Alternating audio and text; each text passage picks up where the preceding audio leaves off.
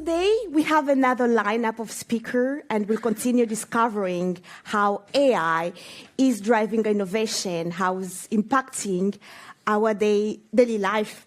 And we'll start with our first speaker, who's Dr. Milos. He's the founder of U1 Consult, and he will talk about AI, agent roadmap, and applications. Please, let's welcome Dr. Milos!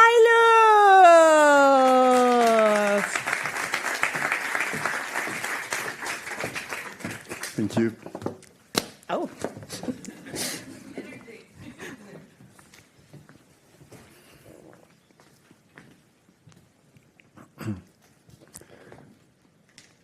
AI is here. You all know that. I'm not here to tell you this, but will we have jobs in 10 years? Will we need to have jobs in 10 years? Is this fantastic opportunity that we need to tap into? Those are the questions that I'm not going to answer to in this session. But I'm going to try to give you my product hat and my view and some lens and tools to help you figure it out for yourself in your specific niches and kind of dig into and understand some dimensions that maybe you previously didn't think of. My name is Dr. Milos Borenovic,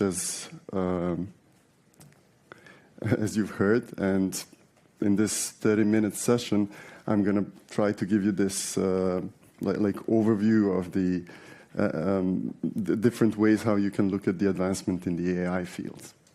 But before that, just maybe a quick introduction is in place. So my background, I have a PhD in computer science. Then I've grown through a product management vertical, built AI products in different industries, different niches. Some of those products were used and are still used by Fortune 50 and Fortune 100 companies. The others, they touch on lives of hundreds of millions of people. And then a year ago, I've stepped down from a position of a CEO of a UK-based fintech company to devote myself to basically figuring out or enhancing the probability that AI goes well in a sense. Apart from that, originally I'm from Serbia. 4 years back, I've put some stuff in my car with my kids and my wife, and we came to Valencia, and we've been here ever since. So I fell in love in this beautiful city, and I hope the ones that are not from around will do so too. So that's about me. What about you guys? Can I see a show of hands for the ones that are local from Valencia? Nice balance. Can I see a show of hands for the people that think that we'll have their jobs in 10 years? Okay, pretty optimistic. Can I see a show of hands of people that feel that we'll have the same job in 10 years? That's more realistic, I would say.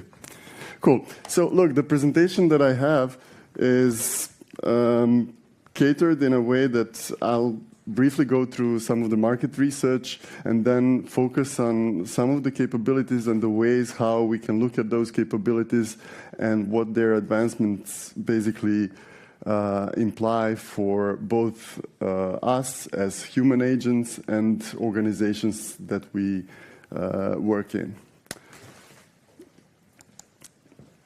So let's dive in. The first one that I want to show is, you've all seen like a lot of reports stating that AI will be the biggest thing ever, and I'm not here to talk about this. What I want you to take away from this slide is that in the near future, there are only like 4 verticals that are going to take most of this value and to create most of these value. And these 4 verticals are basically software engineering, customer success, sales, and marketing.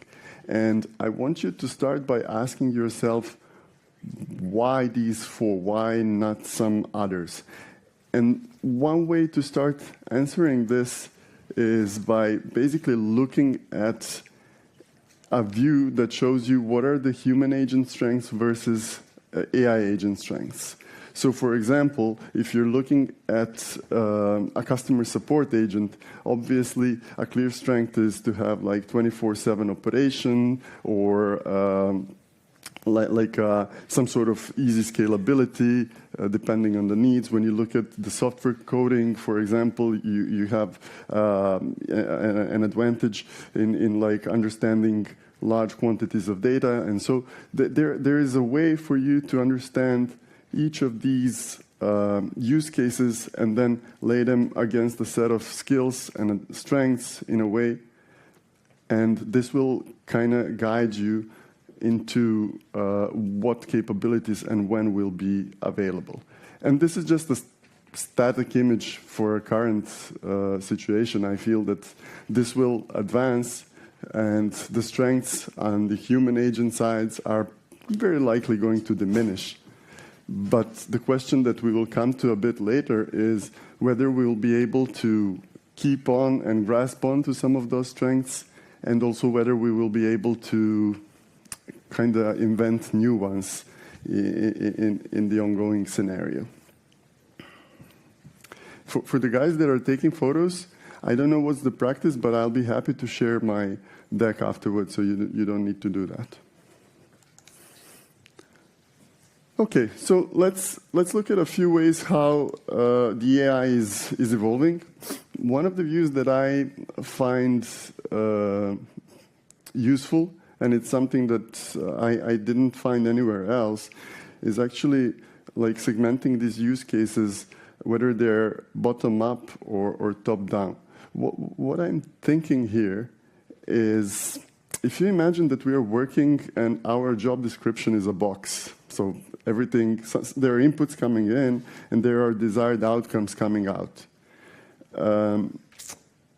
If we use AI in a way to enhance a single human agent within the box without basically changing the inputs or the outputs of the box, this is what I call, let's say in an organization, in a hierarchy, I call a bottom-up use case, because it doesn't necessarily change the boxes. It doesn't necessarily change any sort of relationship between the boxes, but actually helps drive the output of the box quicker, more efficient, and so on.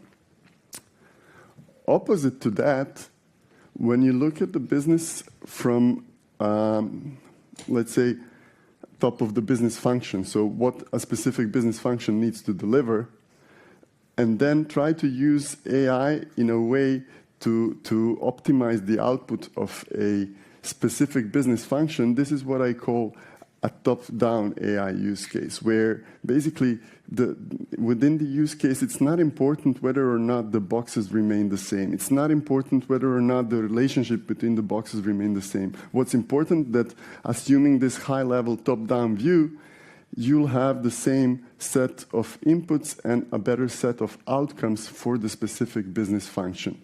And this is, as I said, something that I call a top-down use case.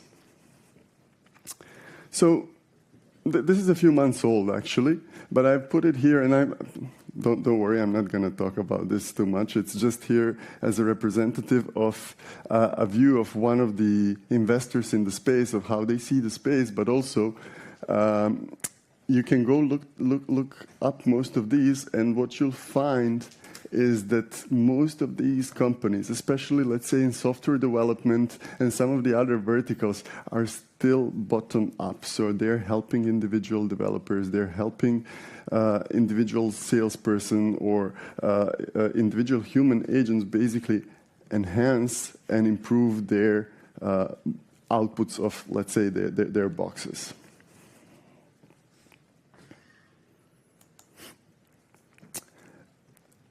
But this is going to change. For me, this is one of the also very interesting things that I found just maybe a few days before the conference. It's a paper that's been released by Meter, a San Francisco-based organization, last week. And it's we have scaling laws, we have Moore's law, and now everybody's trying to figure out new laws, as if those laws will be here for some long time. But I feel there's credibility. I know this organization, and they've done some decent work. And what they're saying is that the length of tasks that AI is doing can extends and doubles basically every 7 months. And they've done this experiment not only for like 50% success rate, but also for the 80% success rate. And the doubling of autonomy time is the same. There's 1 day difference or something like that, but it's immaterial, right? The only thing that changes is that this curve goes down. So basically the autonomy for 80% success rate is like 15 minutes at this point in time. So is 80% acceptable? If you're doing like a heart surgery, I would say no, right? But for some tasks, so what I want to tell you is like, and this is going to permeate throughout the presentation. Unfortunately, there are so many different use cases, so many different industries, regions, and stuff like that. So a lot of dimensions. But what I'm trying to give you is like a pattern of how things behave. And I'm pretty certain that this autonomy, regardless of the success rate, will increase, and then it will follow a law similar to this one, right? So if it's like 99%, maybe we are still in a level of minutes, but it will double and double and double, and this will just maybe put some tasks coming to the list later than some of the other tasks.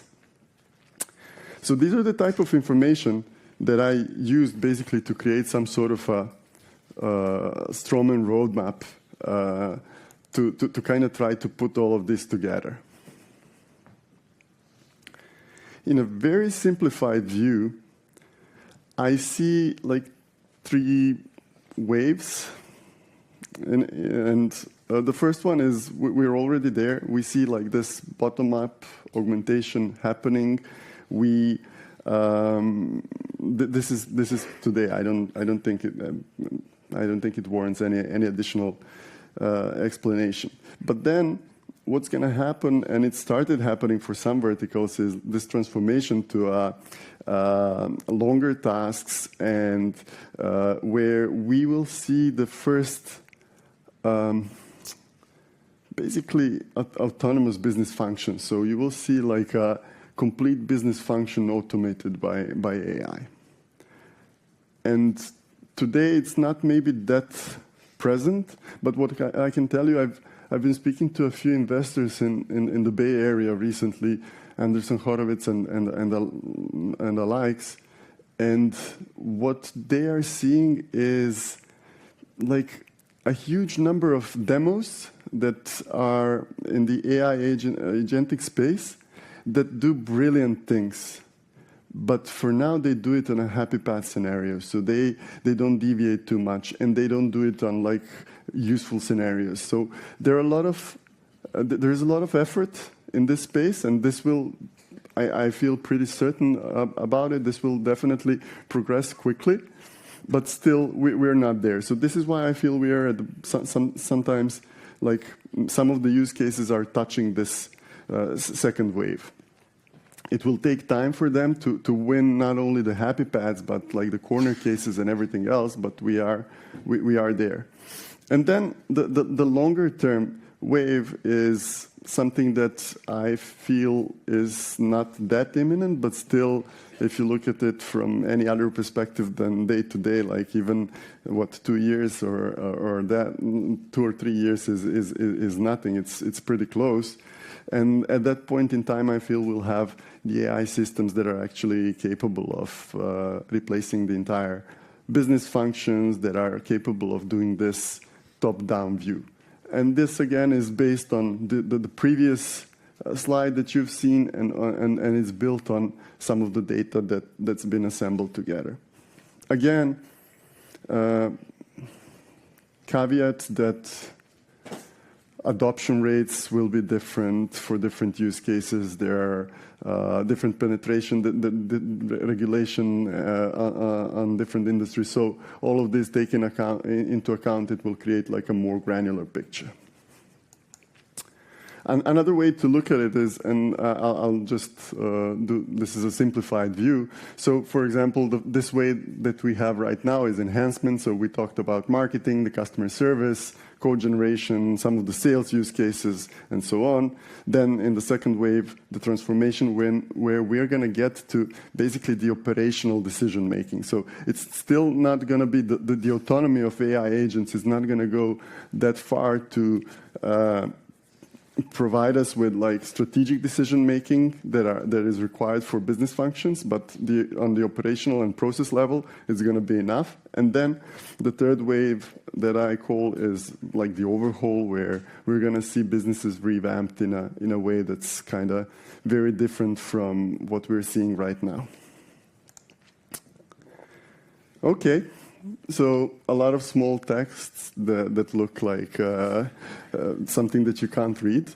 I'm not going to talk about it too much either. It's for you guys that are taking photos. It's going to be available afterwards. This is how I feel it might look like, in a sense that there is some timeline, there are some use cases, there are some industries, there is some sort of economic potential that's being grasped for some of the reports from McKinsey and the others, and then some of the reasoning that I had to put this into this place. So again, some of the cases that we're already seeing, why they're so big, it'll be available after the session, so you can dive in, and I'll be happy to kind of talk with you about any of those.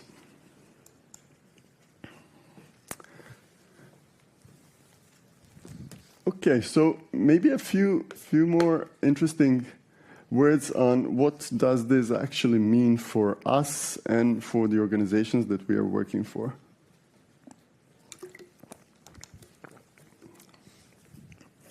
So this is the trend of economic productivity growth in Europe and the States, again from McKinsey. And you can see that it's been decreasing sort of steadily after the 50s. And there's been a dire need in these circles to actually get this up. And a lot of the potential that they see basically hinges on the AI and the automation that it brings. So as we've seen in the beginning, everybody feels that this is like a done thing. Automation is coming, and it is. Some of the jobs will be automated.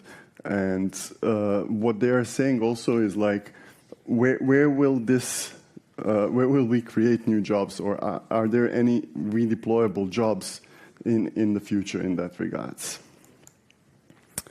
So one interesting concept for me to kind of try to answer this question was to look at this paper from last year that basically suggests two scenarios, basically bounded and unbounded complexity of tasks.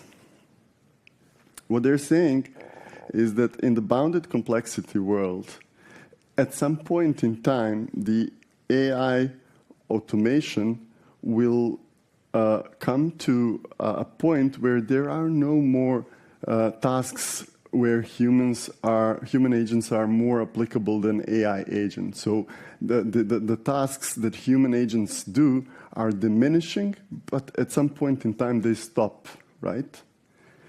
Whereas the opposite, and obviously more optimistic scenario, the unbounded scenario, is saying that for the foreseeable future, there will always be new tasks created that AI will not be able to replace at that point in time. So interesting to note that they have a pretty solid analysis showing that the wages in the bounded scenario will likely decrease significantly. But in the unbounded scenario, although the quantity of tasks might decrease, the actual wages and the value of those tasks might easily increase.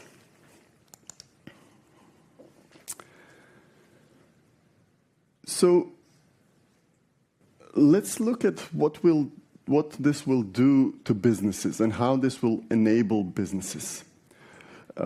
We spoke about the increase of productivity. So this is what I call this first phase on the left-hand side.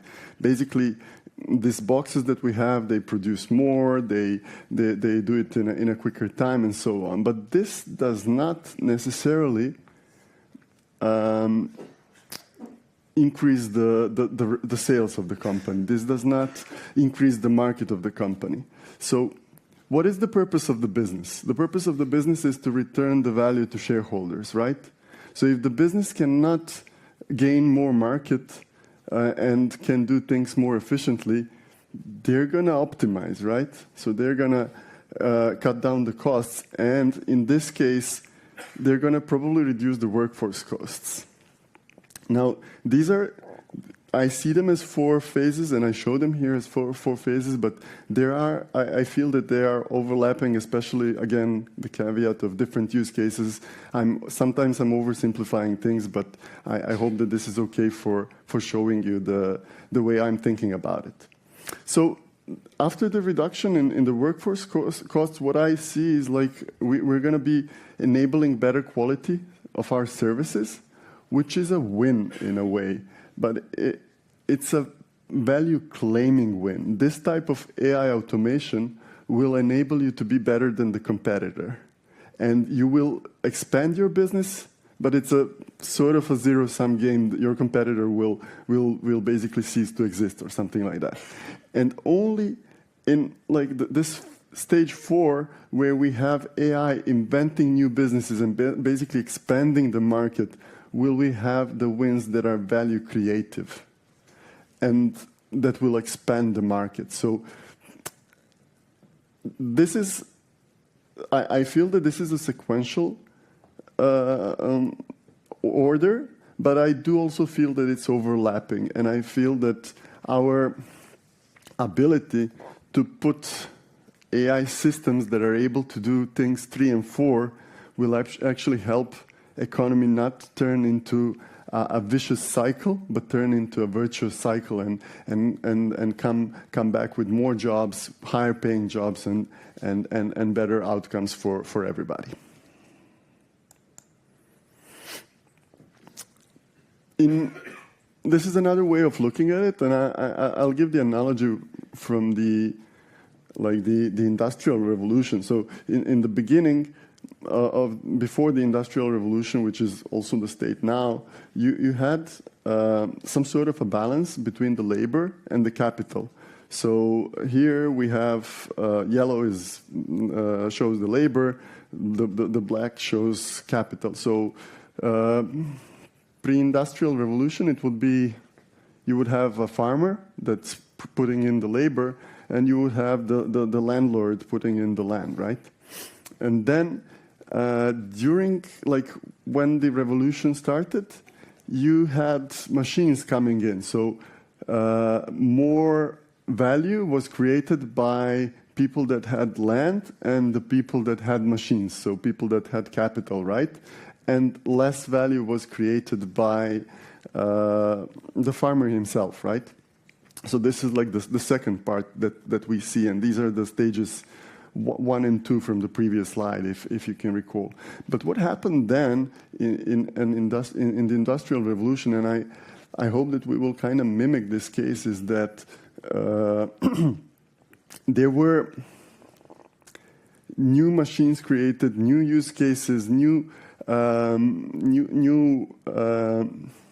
needs arising from there. And then these are the new tasks that actually created new labor for human agents back in the day, and this is something that I feel will be repeating. And if we can create this circle of new tasks created and some of the tasks being automated, I feel that we will be in a good place. So maybe just another way of looking at it is from a company's perspective, and how the changes that we are about to see are going to impact like the company size, the organization of the company, and similar. There are different trends in terms of the size of the company. So you can easily look on one hand side, basically the automation reducing the number of people that are required.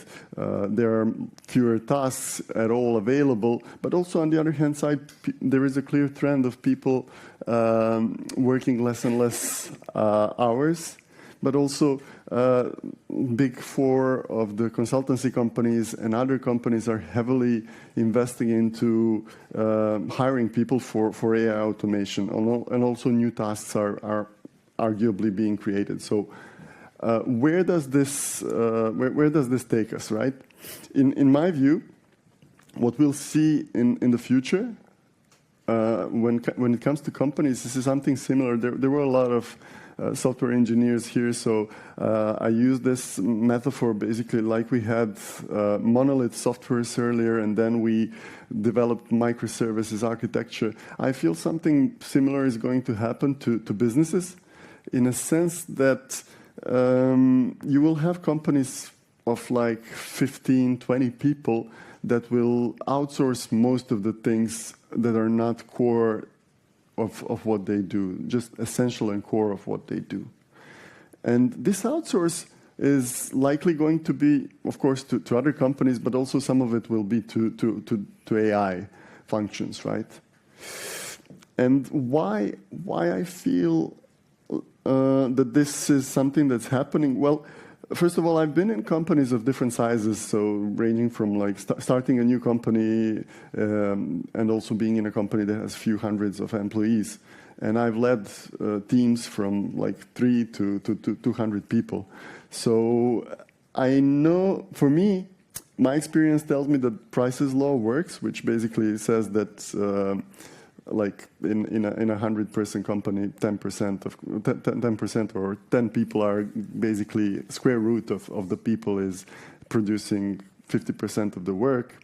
And I've seen firsthand the communication issues and the mission alignment issues with the companies that are like growing in size and that are larger than like 15, 20 and so FTEs. So in that regards, I think, and I've seen examples of companies that don't want to grow past 15 or 20 people. This is actually a thing in the Bay Area right now. I'm advising a few firms there, and they don't want to expand past 15 or 20 companies at all. And also I've looked at some of the Crunchbase data in terms of the average revenue per FTE, which is increasing, but also like the average size of the company after 12 months after being 12 or 18 months after being funded. So where this number of employees is actually also decreasing. So those are for me like the initial signs that this is something that's happening. Again, the same caveat as before, depending on industries, depending on use cases, and so on. Okay. So with that, this is my last slide. Let's try to tie this all together. In my view, these are very interesting times. If not the most interesting from the beginning of humankind, then certainly from in my lifetime. As there were Luddite movements in time of industrial revolution, there are neo-Luddite movements now that are trying to smash the AI. I am sort of a balanced approach. I've invested my last year into understanding the field of AI safety and understanding how we can actually come in terms with AI going forward. In EU, I feel that EU has the most advanced regulation on AI in the world. But it's still, and basically EU AI's office is now wrapping up the code of practice, and they've done a lot of other pretty amazing work. But the regulation, when it comes to the subject that we had talked about in terms of jobs and job market and the whole plane of risks that permeates throughout that horizon, I would say it's still pretty nascent. So I've seen some papers, but it's not still something that is considered to be regulated in any way. And even if we go through this through this positive scenario, so there are new tasks, there are like the economy is growing and everything else, there are other hurdles that are behind it. And this is basically what will happen if we just do what AI tells us to do, if we forego our IQ for the IQ of AI, in a sense that we become mere executioners. And in this sense, we will lose humankind potential to reach what we could have reached. So this is something that I also have a Substack channel, and I'm writing about keeping the human agency in the age of AI. But most of all, if I want you to come out of this session with one thing, this is the thing would be that I'd like you to kind of think about yourselves as what are we apart from IQ. So I'm 45 years old, and I've been an engineer, very diligent all my life, and I've been heavily relying on my IQ for the past 40-something years.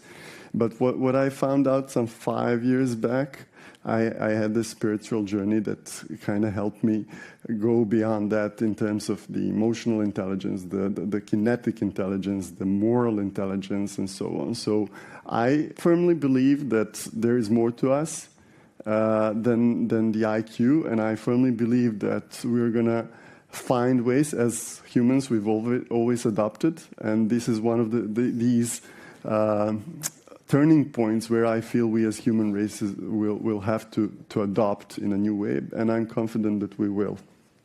So with that, I really thank you for the opportunity and for your attention. And let's open it up for questions.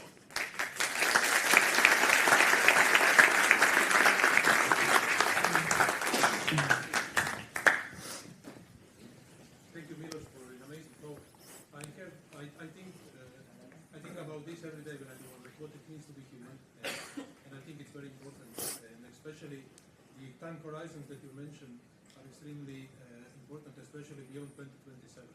So what is your opinion in this period from, let's say, 2027 to 2030? Are we going to be in an unbounded or a bounded scenario? And what are going to be the consequences? Because especially the bounded scenario applies to basic research. If the AI can do a better research than humans can do, and basically we are entering into sort of an uncharted territory, right? Because we don't know what kind of disruptions this is going to have in the future. Okay. Thanks for the question. It's really an interesting question.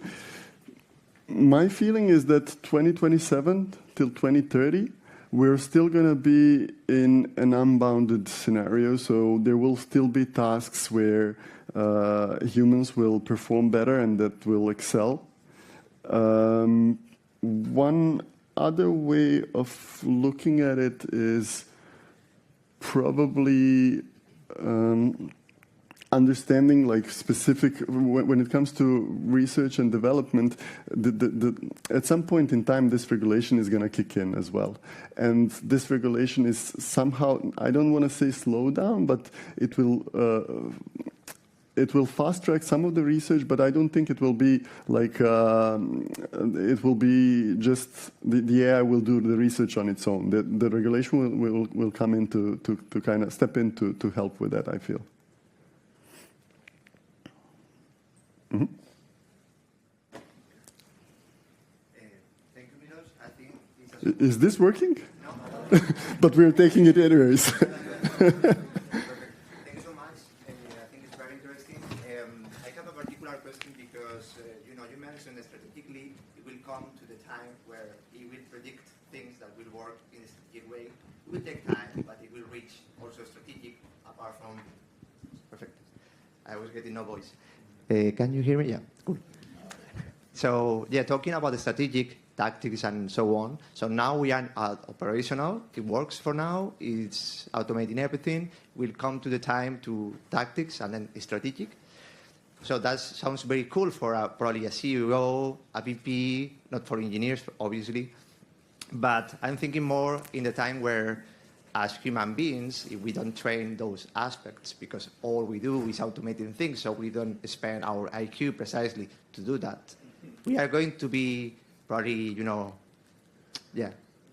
we are not going to train ourselves. So that means that we are not going to grow as human beings. We are not going to grow this knowledge. We are not going to practice ourselves those things that are going to be very useful for us in the day-to-day. So we are basically going to be, in the hands of agents all the time, right? I mean, it's a possibility. My kind of backup job is to train dogs. Sounds good. I feel that this is a task that will not be obsolete in like 5 or 10 years.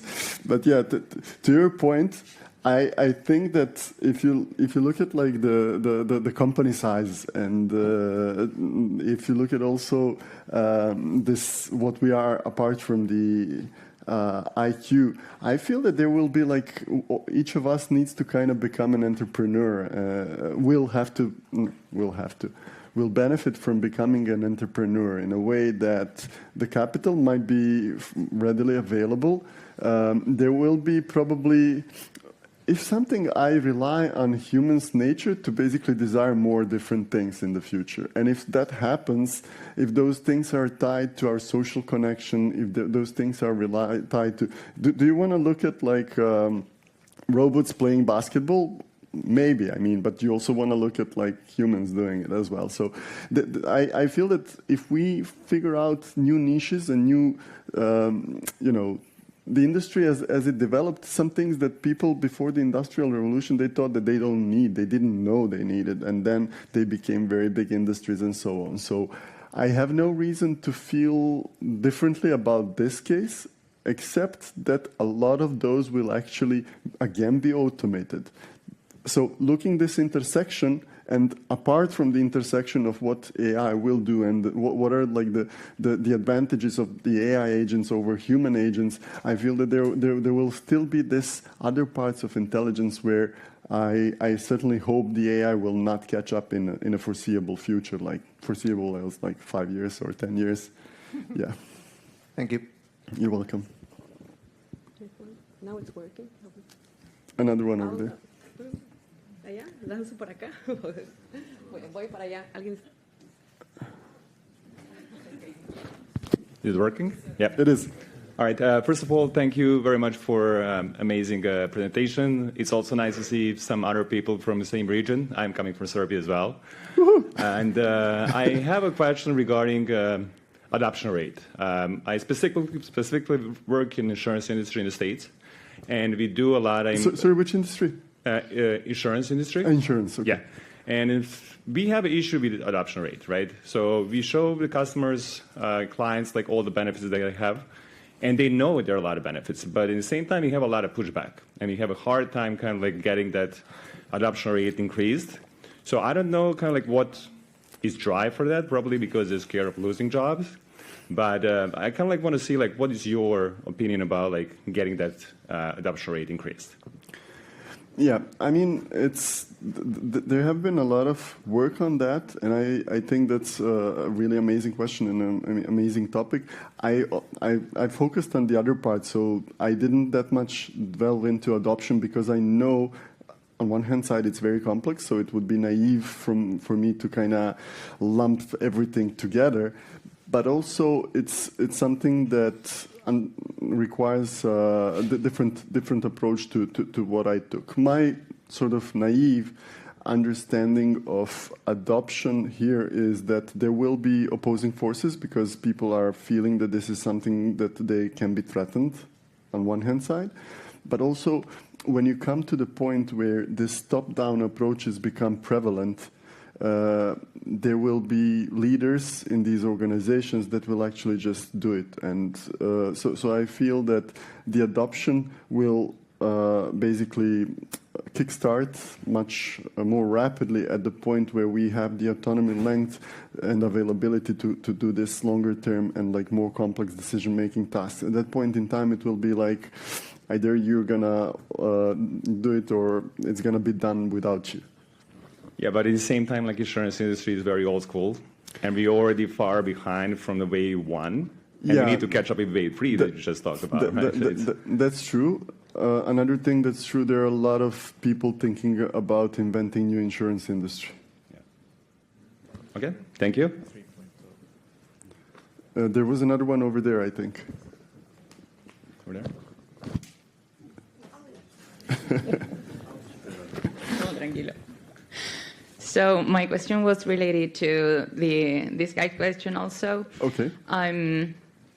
Related especially with newer generations. We've been talking about what AI will change in the markets and nowadays with maybe the working generation nowadays, but newer generations, I'm very scared about what will all this world with machines and AI will do that will maybe decrease the IQ from kids with all the screens and everything. And I feel that education nowadays is very behind of what it should be preparing kids for the newer world. So you've mentioned that you have kids.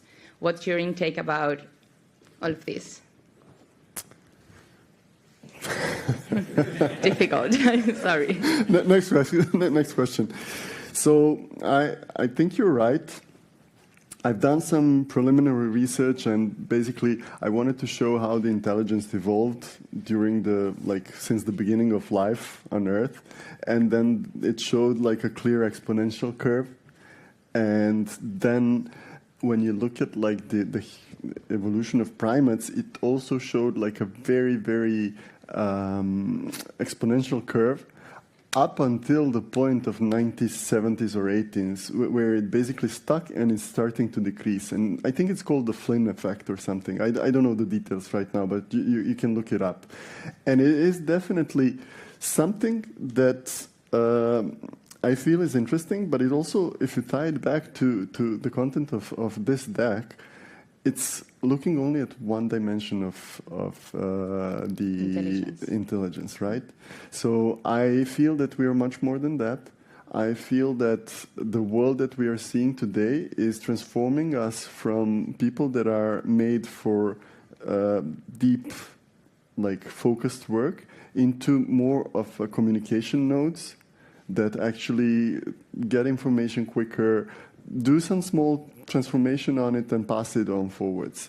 And whether or not the education is transforming for this, it is, but at a pace that is much slower than the industry or even insurance industry does.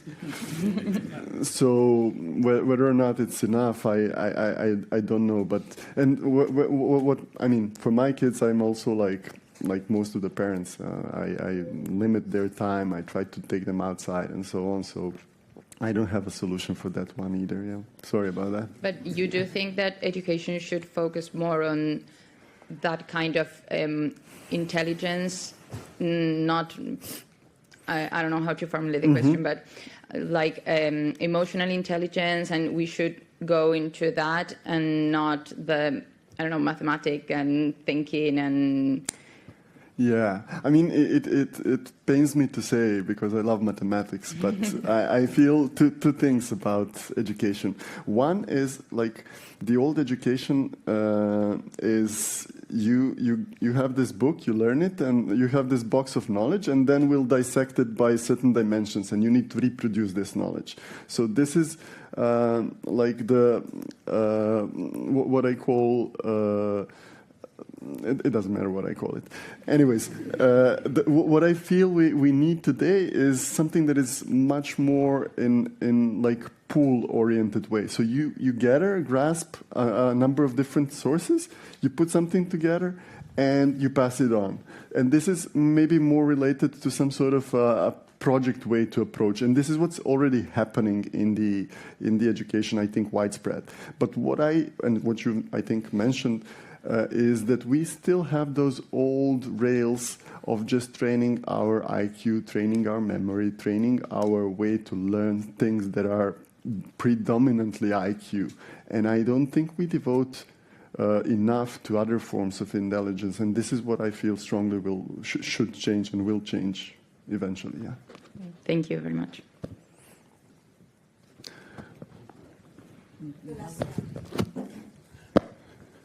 Nice catch. Thank you. Make it a good one. Yeah. No pressure. I'll try. So thank you for the presentation. It's quite impressive, all of the info that you gathered over the past year. My question is, since you compare this AI revolution to the industrial revolution, we kind of skipped on the internet revolution because okay, in terms of efficiency and new areas of work and so on, it can compare to the industrial revolution. But in terms of actually connecting the world, bringing about the globalization and everything else that came with the internet, how do you compare what's happening now to what happened 30-something years ago?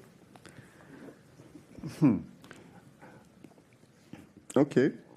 Is it a good one? Yeah, definitely. Look, I feel that Internet Revolution was the one that made us go into this direction of transforming from like deep focusing machines into. It wasn't the first thing, but it was like maybe the last nail in the coffin that basically pushed us towards there. I've read somewhere that the average focus span after the internet revolution reduced basically, like I don't know the numbers right now, but I read that it's now comparable to the goldfish, really, like and this is, I feel, the result and the outcome of this industrial revolution that we saw like in 1999. So I don't think it compares. I felt that internet revolution was kind of bounded in a sense that it took some time for the economy to pick it up to become internet economy. So there was like a runway to it. But I feel that once we have these top-down AI agents that are able to replace the functions, this revolution will be basically all-encompassing. And if you've seen the advancement in the robotics field as well, which will probably like create a perfect storm and coincide with this moment, I mean, I don't know. A lot of things can happen. Yeah. With that, go ahead. Quick one. Sí, pero por favor me dices más lento.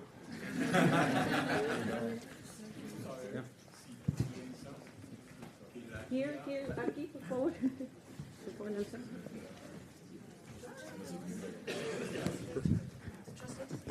Sorry? Hola.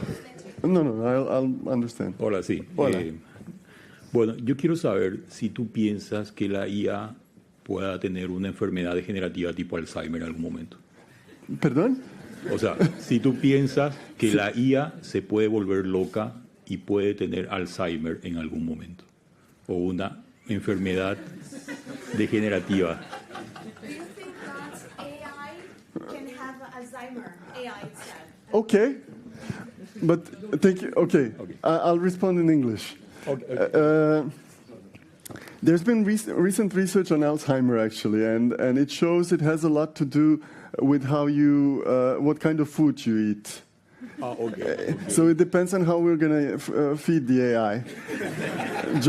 Jokes aside, it depends on the data that we put in, right? We're feeding it with data, but also, I mean, you've seen hallucinations, you've seen different effects on AI. The Alzheimer, in the sense that decrease of the cognitive functions, in that regards, if you look at the current LLMs, it kind of goes against the concept of the LLM, but I feel that in the age of AI, the things will evolve so rapidly that you will not get the chance to actually get to the old age as AI, because you will be improved consistently. So I don't think it compares that easily, yeah. But thanks for the question. Thank you so much, Dr. Sorry. Milos. Thank you, guys.